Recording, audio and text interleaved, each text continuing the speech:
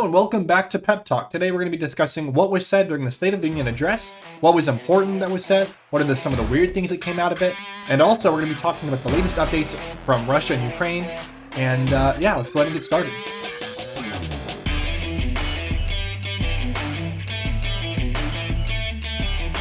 Hello everybody, welcome back to Pep Talk. So, let's talk about Biden's State of the Union address last week. There was a lot that was said there, a lot of important things that need to be touched on, and a lot of interesting, maybe comedic, very odd, weird things that were done during the State of the Union address. It was about an hour and a half long or so it was on the shorter side as far as State of the Union addresses go. And the first thing I want to talk about is my prediction being correct about this. So I'm not the only one that predicted this. A lot of people predicted this, honestly, and it was honestly pretty easy to foresee how this was going to happen. But if you remember, my last episode, I kind of touched on the fact that the Democrats were finally realizing that maybe these COVID policies aren't as popular as they once thought they were. People are starting to realize that we're just going to have to live with COVID from now on. And the vaccines are highly effective. And so if you get them, you're probably not going to die. Like 90%, 99% effective against hospitalization. It's great. And I think they are upset with the fact that they have to wear a mask or have to present their papers to go out and get a burger with their 5-year-old daughter when it doesn't make any sense for that to be the case.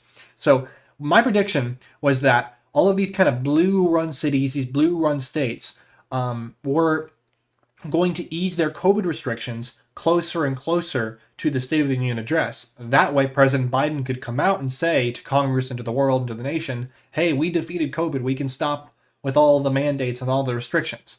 And that was kind of my prediction and a lot of people's predictions, and it seemed to have come true. I've got this video here. I want to show you what President Biden said regarding COVID. And like I said, it was really interesting because just recently we have all of these cities, all of these states like California and New York and New Jersey and all these other states taking away their mandates. And it all happened at the same time, apparently because the data had changed, even though there is no change in the data. They didn't point to any change in the data that said that. They just kind of all at the same time ended their restrictions. And yeah, it was very interesting. Anyway, here's the video of what I'm talking about. Been provided by this Congress. Tonight I can say we're moving forward safely back to more normal routines.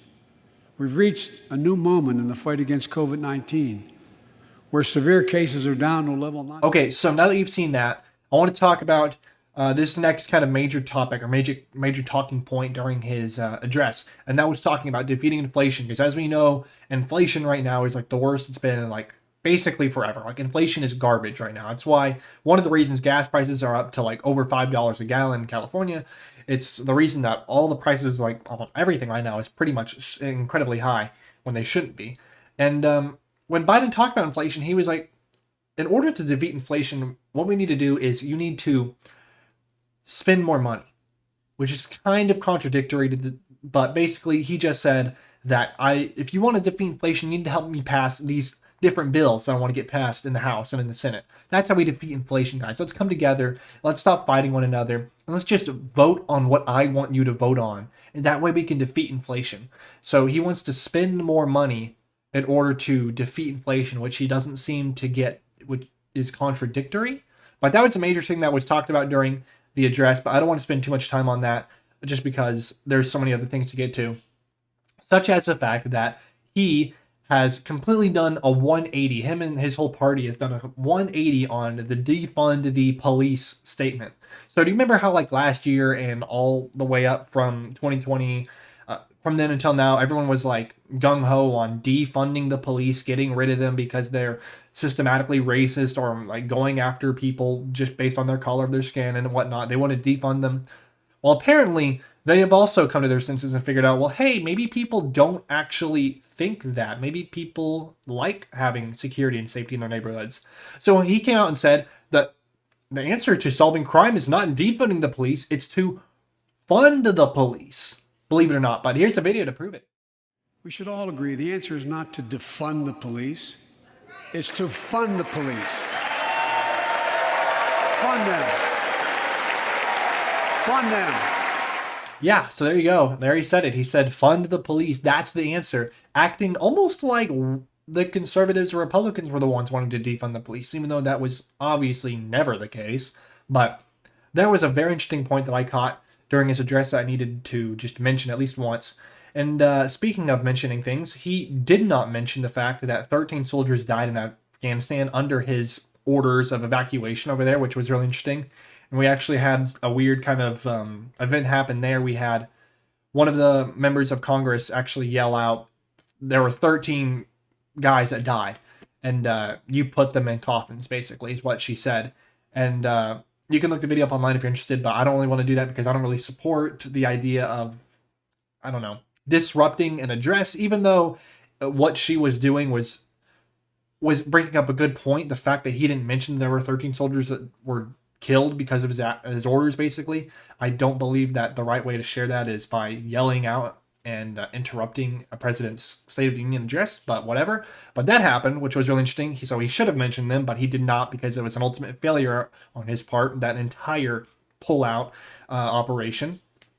And then before we move on to Russia and Ukraine, which is really important, I want to talk about these really other just kind of comedic things, almost stupid. I don't know what to call them, but the first of which is that Biden says he says Iranians instead of Ukrainians. So he's talking about Ukraine, and he talks about Iranian people, which doesn't make much sense. Like I'm trying to figure out a way to like put this in the best way, but I'll show you the video. But he literally says the hearts and minds or souls or something like that of the Iranian people when he meant to say Ukrainian, which is, I don't know how you mix those two up, especially if you have the speech written out and you've presumably practiced it a couple of times. But that kind of just goes to show his cognitive ability kind of declining, and obviously it's Biden being Biden, not being able to talk and all that kind of stuff. And but yeah, here's that video. Putin may circle Kyiv with tanks, but he'll never gain the hearts and souls of the Iranian people. He'll never extinguish their love of freedom, and he will never weaken the resolve of the free world. There's that. And then these other two things are, they're not really noteworthy other than the fact that they're weird and they're kind of comedic and just odd. So the first thing I want to talk about is Nancy Pelosi. She's the Speaker of the House, and she got up during part of Biden's address and like did this weird thing with her hands like this. And like literally that's what she did this. I'll put the video on screen now. Like she did this. It's very odd. And not like it's, it matters or anything, but it's like, what in the world are you doing? Like, what is that? I don't know. Pretty funny, if anything. But one last thing about the address is this video, which just is one of the funniest things ever, honestly. So here's Schumer, which is the majority leader in the Senate.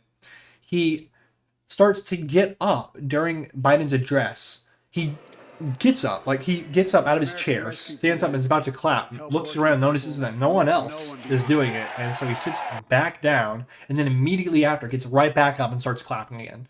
It's just it's hilarious in the fact that it's so awkward, and not only awkward, but it goes to show just how theatrical this whole event is and how, garbage this event is and total, it's a very weird thing. I just thought I'd share it with you because it was pretty funny. But let's go ahead and get to the more pressing issue, which is Russia and Ukraine. So if you're interested about what's going on over there, you probably heard a lot on the news, on Instagram, whatever's going on, people standing with Ukraine, what's going on, what's happening. Well, here's the latest on what's happening over there. So before I actually get to the latest kind of updates, really quick, it's kind of like a general overview of what's happened so far. So Russia essentially wants to, there's kind of a debate about why Russia is doing what it's doing, why Putin has decided to invade Ukraine. But I feel like one good kind of argument is that Putin has many times before said he wants to essentially regain the land that was lost once the Soviet Union was destroyed, basically, or disintegrated, whatever. He wants to reclaim that land, and so he's trying to reclaim Ukraine. That could be one argument for why he's invading Ukraine. And that's kind of one that I fall in line with, but I'm not sure if that's completely correct or partly correct or not correct at all. But that's kind of my idea of why he would be doing it, but there's not really a solidified answer to that. But anyway, Russia has invaded Ukraine, like a full-scale invasion. Like they are throwing down rockets, they are sending in military forces. There is like total war going on over there between Russia and Ukraine right now. And yeah, it's pretty insane, actually. Like, I didn't think we'd get to this point. I remember actually talking about this, like, 1-2 weeks ago, maybe. saying how Russia might invade Ukraine, but we don't know what's going to happen. And they're totally invading Ukraine, which is absolutely insane and deplorable. But here are the latest updates. So, according to the New York Times, quote, Ukrainian and Russian delegations met on Monday, today, for a third round of talks and agreed to try again to open safe corridors for civilians leaving Ukrainian cities under attack. But they have made no progress on ending the war. So, right there, you can see they're trying to figure out, okay, well, what can we do? Well, we're not going to end the war. Apparently, Russia and Ukraine are not up for talking about that, but they are saying that maybe we can allow the civilians to evacuate rather than having civilians die needlessly due to this stupid war, the stupid invasion. So that happened today. And the next thing is, quote, the number of people who have fled Ukraine has reached 1.7 million in just 11 days. The United Nations said this was the biggest and fastest dislocation in Europe in decades, end quote. So basically right now, what's going on is Russia is absolutely trying to obliterate Ukraine, invade Ukraine, and kill whoever it needs to in order to get what it wants. And so it's sending down rockets, it's using any military force possible to get what it needs to do, basically. And with that, a lot of civilians have died already, and so that's why today they kind of met and talked to see how can we evacuate civilians from these cities that are being under attack so that maybe they don't needlessly get killed by this stupid war. And with that being said, a total of 1.7 million have left. Have been trying to leave. It's insane how just what's going on. But with that being said, let's go on and move on. Quote: Ukrainian jets and an anti-aircraft missile was shot down 2 Russian airplanes over the city of Kiev and in a nearby area. The commander of the Ukrainian military said in a statement on Monday evening. So kind of more, fighting going on. Quote, Defense Secretary Lloyd Austin III has sent 500 additional troops from the United States to Europe to help reassure NATO allies and deter Russia from advancing beyond Ukraine, a senior Pentagon official said on Monday. So, in the case that Ukraine is completely invaded, we're sending kind of more soldiers over to Europe to protect these other NATO allied countries in order so that Putin doesn't think he can invade those as well. So, that's an interesting development there. And then on Wednesday, the city of Kherson, I believe that's how you pronounce it, maybe not, but whatever. In the city of Kherson, which is in the southern region of Ukraine, became the first major city to come under full control of Russian forces. And that's a pretty major topic. I'm going to read here another quote from the New York Times. Russian forces on Wednesday seized the first major Ukrainian city in their onslaught, the strategic southern port of Kherson, as they stepped up bombardment of civilian targets across the country. They laid siege to other cities, including Kharkiv, the country's second largest city, and pushed to encircle and cut off the capital, Kyiv. A huge convoy of Russian military vehicles continued to stand ominously to the capital's north. Russian artillery and rocket fire have cut off essentials like electricity, medicine, water, and heat to many Ukrainian communities, and turned a growing number of offices, homes, businesses, and vehicles to crumbled, burning hulks. Counts of civilian deaths are rising, and around the country, people are sheltering in basements and tunnels as explosions shake the ground above them. In Kyiv alone, some 15,000 people are sleeping in the subways. The United Nations said that 227 civilians in Ukraine were killed and 525 were injured between February 24th, when the invasion began, and March 1st. So, as you can see, just a lot of fighting is going on. Russia is very evilly, very horribly targeting civilians, killing them with artillery, rockets, and the like, and just trying to completely destroy Ukraine and get what it wants, essentially, which is complete sovereignty over that territory. And another development is that Russia has been attempting to invade Kyiv, which is the capital of Ukraine, but they haven't been able to fully invade it because Ukraine is putting up quite a big fight. There's a lot of talk about the president, how wonderful he is, and the fact that he has been offered evacuation on multiple occasions, and yet he says, my duty is not to evacuate, but it is to fight and protect my people. So he, along with everyone else essentially in Kyiv, are standing up with guns and just Molotov cocktails and just basically fighting for their lives against the Russian forces. And really, that's most of what's going on right now when it comes to updates. But I don't know what's going to happen. I really hope that, Russia doesn't succeed in its invasion of Ukraine. It's pretty awful that they thought this was permissible in the first place. it's surprising that this is happening at all. I do have to note, though, that Russia didn't invade Crimea in 2014 under the Obama administration.